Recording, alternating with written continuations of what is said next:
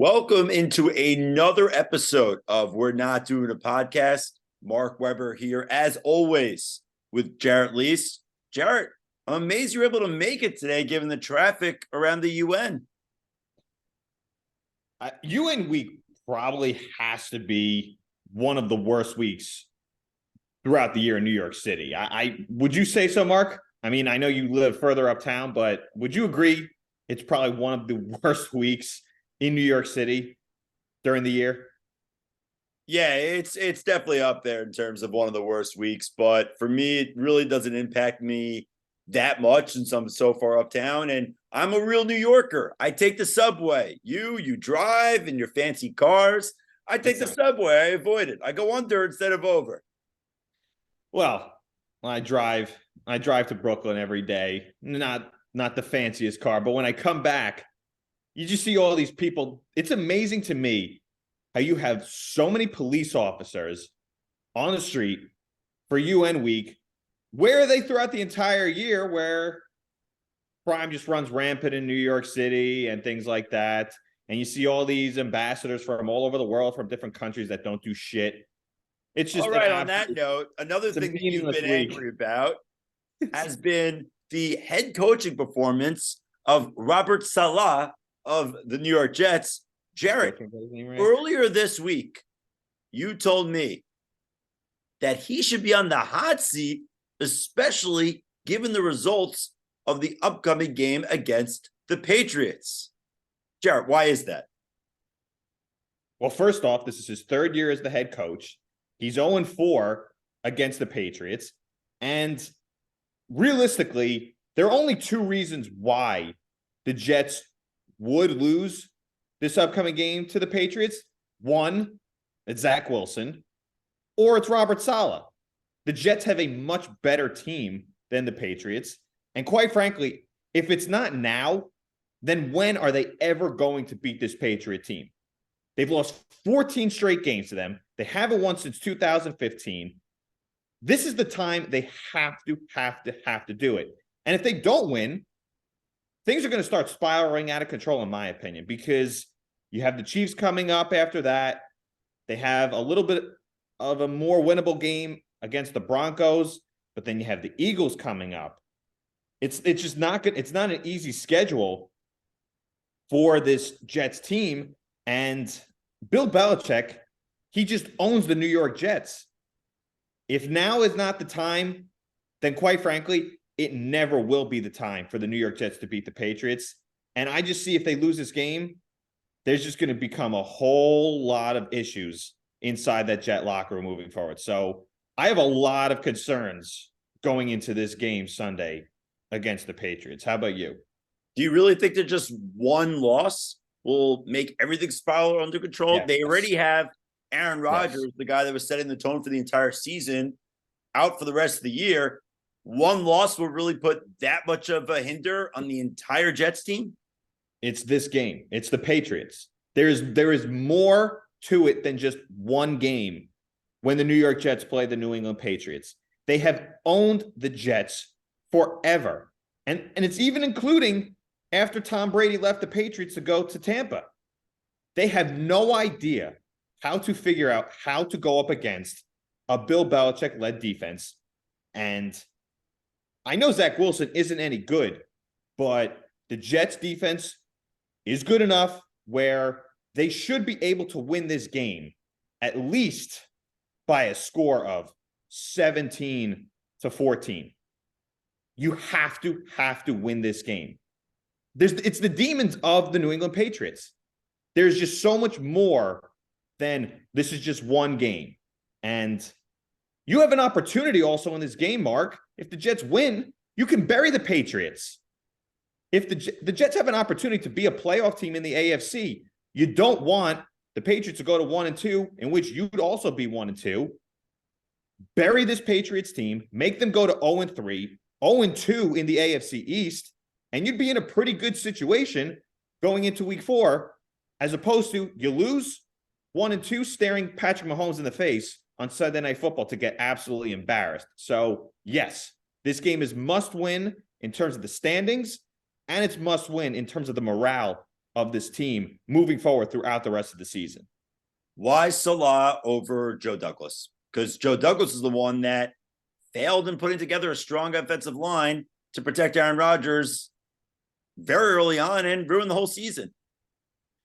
Well, I think Joe Douglas put together a good enough roster to make Aaron Rodgers want to come to the New York Jets. So that's a totally different topic of conversation. Not a good enough offensive line to have him stay with the New York Jets for the 2023 season. Look, it's unfortunate what happened with Aaron Rodgers. We can't harp on it anymore. He's not coming back this season. The Jets have to figure out a way in 2023 to become a playoff team. It's that simple. The roster is good enough with the pieces around Zach Wilson to be able to win 9 to 10 games and get into the playoffs. They've already got one under their belt. They need 8 or 9 more wins throughout the season. And if you can get through their first 6 games at 3-3, you're in a pretty good spot. And one of those next 2 wins must come against the Patriots. Because if you're not beating this Patriots team, you're not beating the Chiefs. You're not beating the Eagles. And quite frankly, I don't think it's a gimme that you'll go out to Denver and beat the Broncos. So you have to win this game. It's so much more than just the standings at this point with the New England Patriots. As a Yankee fan, Mark would always say, Pedro Martinez would call the Yankees their daddy. And with the New England Patriots, they are the New York Jets' daddy. Bill Belichick owns the Jets. He torments me as a Jet fan. I have nightmares about the hoodie, quite frankly. And until the Jets can exercise those demons and beat this Patriots team, I never believe they will. And this Sunday has to be the weekend that the Jets take care of business. Because if not now, then when? I think you should see a therapist when in regards to the nightmares about Bill Belichick and his hoodie. I'm concerned a lot of times, but that has me very, very concerned. And going off Saleh, just over the fact that he is 0-4 against the New England Patriots in his time as a head coach of the New York Jets, there are only 2 Jets head coaches with a worse winning percentage than Saleh to coach at least 30 games. Those guys, if you're wondering, Jarrett, Rich Kotite and Adam Gase, 2 guys who are very well known as the worst Jets coaches in their franchise history. Todd Bowles, who was an absolute nightmare for the Jets, better winning percentage than Robert Saleh. A lot of factors may have gone to that for Saleh, but hey, you may have the same excuses for guys like Kotite and Gase, 2 of the other worst coaches in Jets history. Now, it's not that much better for all the teams that play at MetLife Stadium, as SaquonBarkley is injured once again. We don't know his status for the rest of the season. He is not playing in the Thursday Night Football game against the San Francisco 49ers. We don't know for how long Barkley will be away and injured. Jarrett, I ask you this. Are the Giants in a lot more trouble than we thought last week if Barkley is not 100% healthy for the rest of the season? Well, even if SaquonBarkley was healthy, I would have felt that the Giants were in trouble because, yes, they had an impressive come-from-behind victory in Week 2 against the Arizona Cardinals, but they were down 28-7 against that team. And the Cardinals, as we know, they're tanking. They're trying to get the number 1 pick in the 2024 NFL draft. And it just came out not too long ago. SaquonBarkley, he actually told your very good friend Mark Taylor Rooks that he's dealing with a high ankle sprain. So that's a major difference between a low ankle sprain. High ankle sprain, you're talking about being out 4 to 6 weeks. So without him, yes, it's a big deal. He is the engine to that Giants offense, but this schedule that the Giants have is incredibly difficult. As you mentioned, in Thursday Night Football against the San Francisco 49ers. After that, you got a Monday night game against the Seahawks. Then you have the Dolphins, the Bills. You could be staring at 1-5, 1-6 in the face And that's even with Saquon Barkley. I really did not think coming into this season that the Giants were all that great of a team. And now without Barkley, you're really banking on Daniel Jones carrying this offense. I think he can carry them at times, but it's going to be incredibly difficult. I don't see them having any chance in their game against the 49ers. So without Barkley, the biggest weapon that they have, I think it's going to be very difficult for the Giants to overcome it. How do you think the Giants will respond without Barkley? I'll tell you how I feel about the Giants' position without Barkley in a series of numbers. Jared, I came prepared today. The last two times Saquon Barkley has had an ankle injury, 2019 and 2021. Missed 3 games in 2019, 4 games in 2021. So you're looking at least 3 games without Barkley. How bad is that for the G-men? Barkley, 114 rushing yards this season. The next highest for the Giants is Matt Breida with 14, and then Gary Brightwell with 4. Those are of guys that don't include their quarterback, Daniel Jones. The Giants only have 4 touchdowns this season. Half of them are from Saquon Barkley, and they are 13th in the NFL in rushing yards with 235 yards. Barkley with 114 of those. Jarrett, if Saquon Barkley is not 100% healthy, the Giants season is done. There is no debate. Kiss it goodbye. And now you have Andrew Thomas who's hurt too. I don't get how you can be optimistic as a Giants fan right now. I seriously don't get it. Well, as I said before, I wasn't optimistic about this Giants season, even with a healthy Saquon Barkley. And when you factor in the injury to Andrew Thomas, the Giants are going to have trouble scoring points against upper echelon teams in the NFL, as we saw when they played the Dallas Cowboys in week 1. They got shut out. I think that could be a very similar result when they play the 49ers. I think it's going to be difficult when they play the Dolphins and when they play the Bills. The Seahawks is a more... Jared, it sounds like it's going to be difficult against everybody because they don't have their entire offense. I mean, Barkley has 38 touches this season. The rest of the Giants combined without Jones, 38 touches. The Giants' offense, no matter what you think about it, does not operate without Saquon Barkley. Well, the reason why the Giants were able to win a bunch of games last year, they won some close one-score games against teams that really weren't all that good at the time when they played them.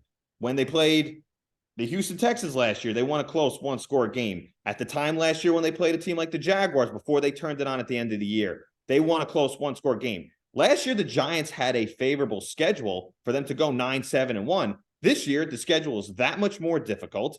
And when you factor in the injuries to a Giants roster that isn't one of the most talented in the league, yes, I definitely see doomsday ahead for this Giants football team, with or without Saquon Barkley. But without Saquon Barkley, it definitely hurts even more. Well, in New York, when it rains, it pours. In a shocker to baseball fans everywhere, maybe not so much of a shocker to Met fans, Tommy Pham was quoted saying that the 2023 Mets are the least hardest working team he's ever played for. Jarrett, this is time for our State of the Mets segment, as per usual every week. Who's at fault for this for the Mets? Well, first off, Tommy Pham, he said it wasn't the least hardest working team he's played for. He said some of the position players that he saw were some of the least hardest working position players that he's seen. And the guys that he mentioned who did work hard were Francisco Lindor, Brandon Nimmo, and Pete Alonso, who Shocker, are the 3 best players. Who that are the core of the team. But the guys who he didn't mention, who I think he's definitely taking the shots at, were guys like Jeff McNeil and Starling Marte. And it was obvious from day one of this season, one, Starling Marte wasn't healthy, but as he continued to play, he looked like he just simply didn't care. And with a guy like Jeff McNeil, unfortunately, the past few years, he's had one good year, he's had one bad year, he's had one good year, he's had one bad year. And when Jeff McNeil's things start going south for him, He starts pouting on the field. He's just got a terrible attitude. So the one to blame, I feel, ultimately is Buck Showalter and Billy Epler. I blame Buck Showalter because he looked like he just didn't care at all. Anytime the Mets would seem to get hit by pitches, he just had such a lackadaisical mentality to this team. And when Tommy Pham is making those statements, that clearly has to be an indictment of the manager. And this was an issue that this team had really from the start of the season. And that's where I factor in now Billy Epler. You clearly saw this team was not performing up to par. You should have had Mark Vientos become the everyday DH back in May when he got called up and did some good things, because you're starting to see now he's looking like a decent player with everyday at-bats. Ronnie Mauricio, he gets called up in September. He should have been called up 3-4 months ago. Everybody knew he was ready then. So the front office needed to make changes to this team as the season was going along to get a little spark with this team, but they simply didn't do it. So I blame Buck Showalter and Billy Epler for the failure of the 2023 Mets. Of course, you have to factor in Justin Verlander and Max Scherzer, but those guys are no longer here. Buck Showalter and Billy Epler, to me, I feel are the top of the heap when it comes to the blame game for the disaster that this season was for the Mets. What do you think about the results? I mean, it's just salty from a former player. So Tommy Pham isn't the most sane human being in the world. This is someone that did punch someone in the face over a fantasy football league. I don't know how much stock I'm going to put into Tommy Pham, but I have another question for you. There's been a lot of blame by the media with Pete Alonso's relationship with the clubhouse. Now you have Pham commending his play and his work ethic. Does that kind of change your mind about how the Mets should treat Pete Alonso over the long term in Queens? Look, ultimately, when it comes down to, with this article coming out by The Athletic, a lot of times when teams don't perform up to expectations, people will always look to see why they didn't perform, when the answer is right in front of our eyes. The team just sucked this year. They flat out sucked. They didn't perform well. There are teams, I am sure of you, Mark, that there are teams that are winning teams throughout baseball and throughout all of sports that don't necessarily have the best clubhouses or the best locker rooms. But you don't hear about it because those teams win. Ultimately, the Mets failed this year because Max Scherzer simply didn't get the job done. Justin Verlander started the season on the IL. You had some injuries, especially the Jose Quintana injury, underratedly, was a big deal because we saw him come back, and he's been very solid for the team. They needed a guy to eat innings, and the offense simply wasn't good enough. Now, that's the case with the Mets seemingly every year. You always sometimes want to blame the hitting coach when it comes to the Mets' failures. It is what it is in that regard. That's one thing that organizationally they have to figure out, how they can become a more consistent hitting organization. But that's something that David Stearns is going to have to figure out with the people that he hires over the coming days and weeks. But sometimes when teams lose, you always try to dig for the reasons why, where we saw it in front of us. They just simply weren't good enough.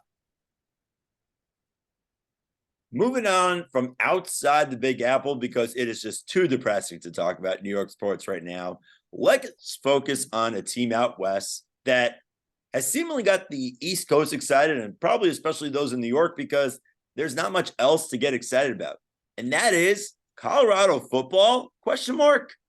Deion Sanders has ignited the nation, and especially the East Coast, it seems, in staying up late and watching college football, especially a Colorado State game, getting 9 million viewers on ESPN and the most streamed game ever on ESPN's digital platforms. Jarrett, when is the last time the East Coast has been this excited for college football on a week-by-week basis for a team that is not even a school that they're associated with?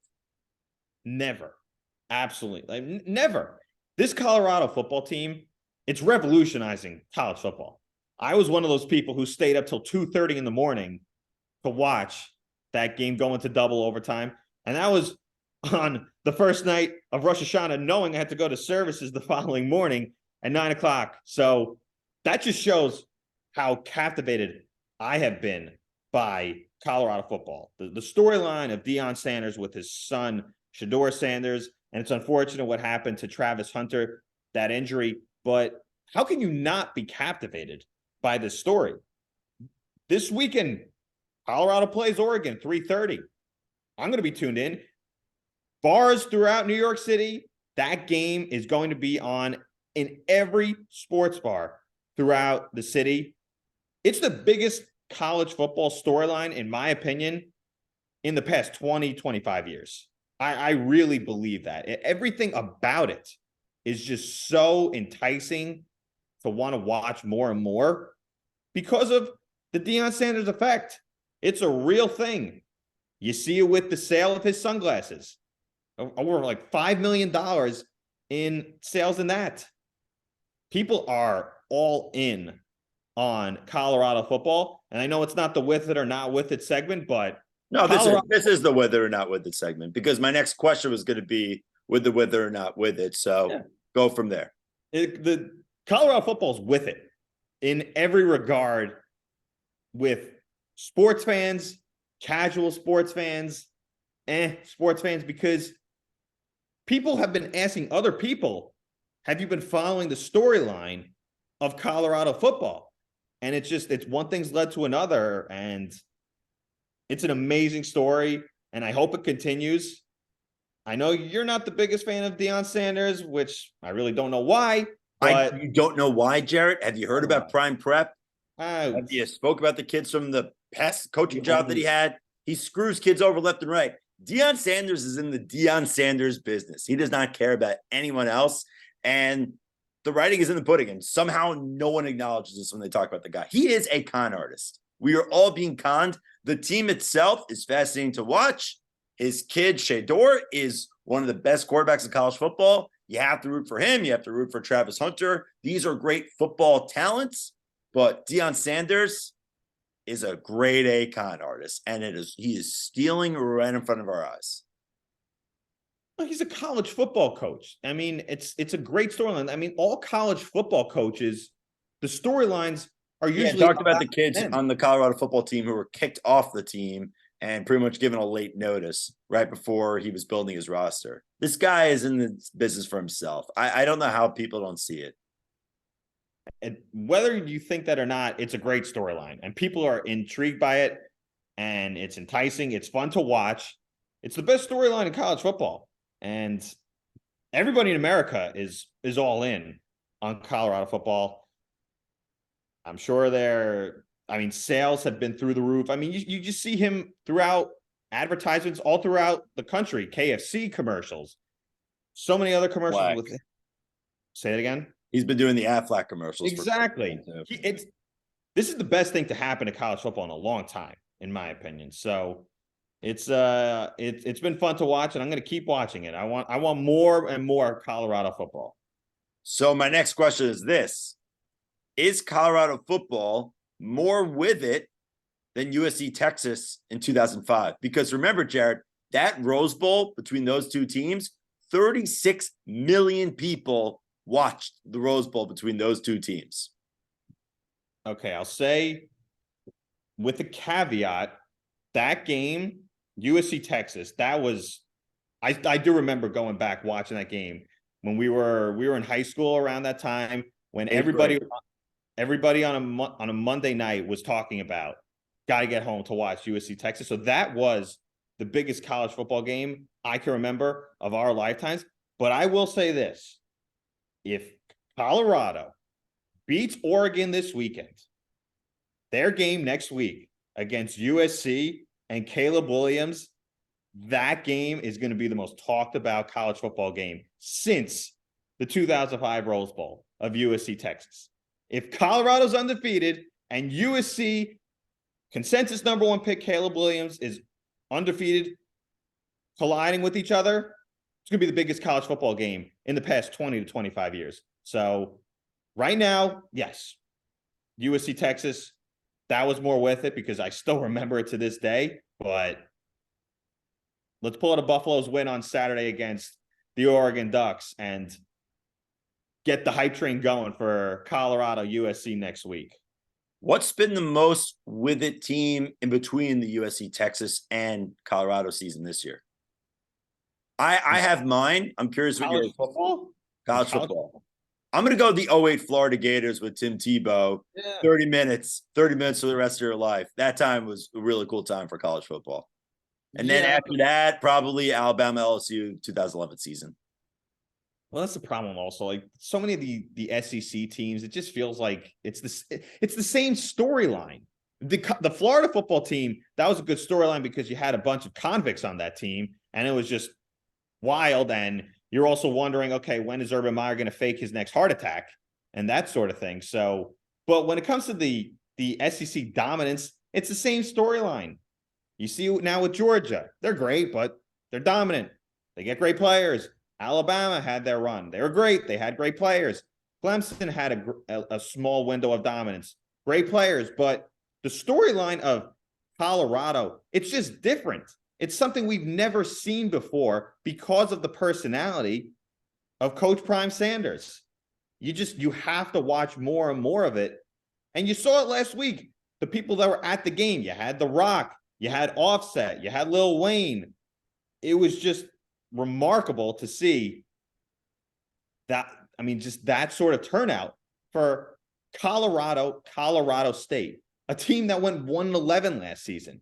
So the storyline being so different is what makes it so popular throughout the country. And I want to see more of it.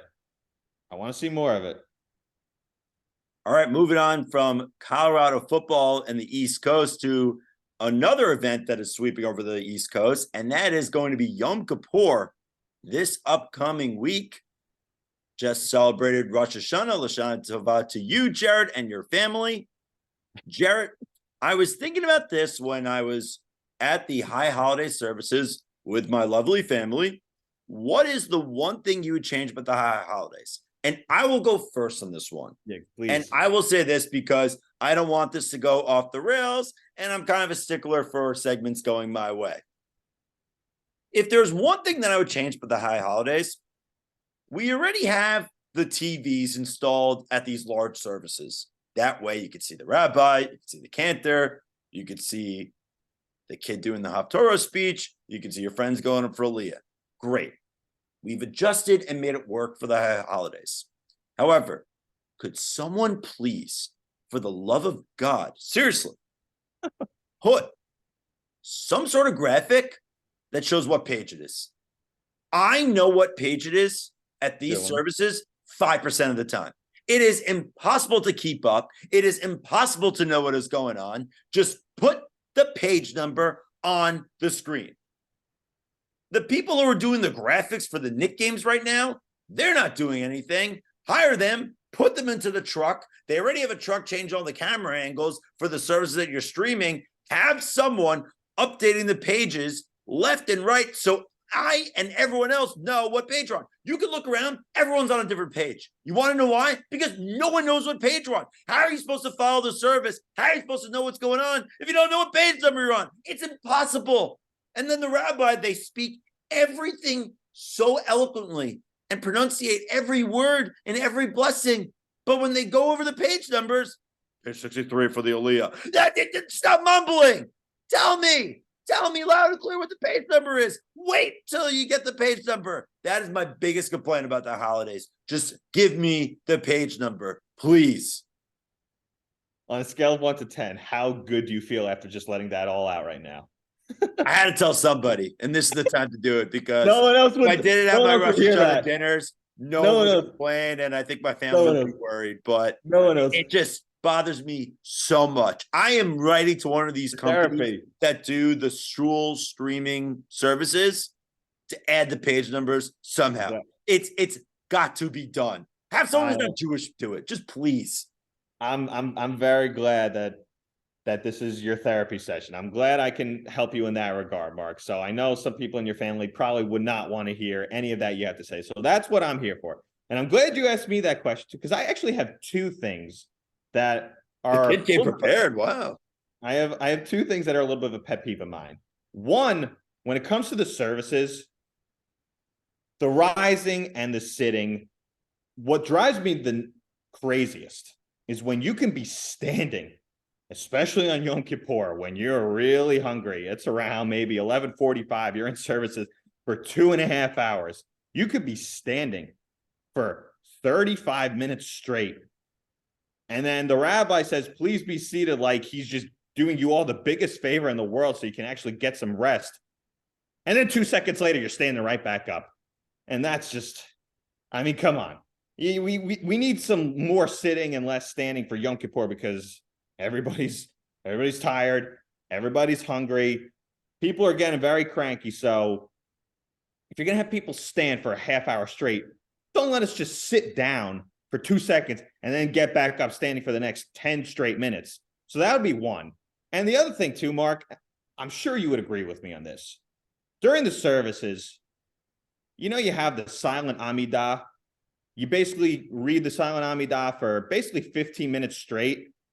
And no one ever, there's people who can just be standing and reading it, like really reading it out forever. So the silent Amidah can go for 20, 25 minutes. Why have the repetition? Why do you have to do the repetition out loud? Let's just move along. Let's keep the services moving. Why does the Amidah silent and read along version basically have to be 45 minutes? It could just be one version silent for 10, 15 minutes. And when you're done, you sit down, you get your little break for 2-3 minutes for the people who actually want to read it, who are standing, the 2 or 3 people left in the sanctuary who want to look like they're a big shot and actually reading it. So we don't need the silent reading and then the repetition of it. Let's get the services going in a more economical way. So those would be my 2 things when it comes to complaints about services for the high holidays. So I got to agree with you with the sitting and standing. It's terrible. My logic for why synagogue attendance has been down over the last 25 years, 40 years, is because people can't take the sitting and standing. It's too much on the knees. You should not be in shape to go do your prayers and to pay your respects. You should be able to relax. You should sit the whole time. Just stand up when the Torah comes out and then sit back down when it's back inside. It's as simple as that. Well, we hope that you. Another question for you. When you have the cantor or so-and-so taking the Torah out of the ark, is your synagogue, do people barricade you like in your rows to have the siddur or your talis so you can get the kiss on the Yeah, everyone does. People go crazy. Ridiculous. It's like a Taylor Swift concert when the Torah comes out. It seriously is. It's crazy. They push you. It's nuts. People go nuts over it. Like if you kiss the Torah, you're actually going to be blessed for the year. Maybe you will, but people need to calm down. Like they'll come to you. They will come to you. They'll find you. If you're really interested, they'll find you. It's not Taylor Swift out there. Well, we hope you were sitting down for this podcast. For Jarrett Leese, I am Mark Weber. We're not doing a podcast. L'shan tova for all those who are watching, and have a safe fast. The Martov.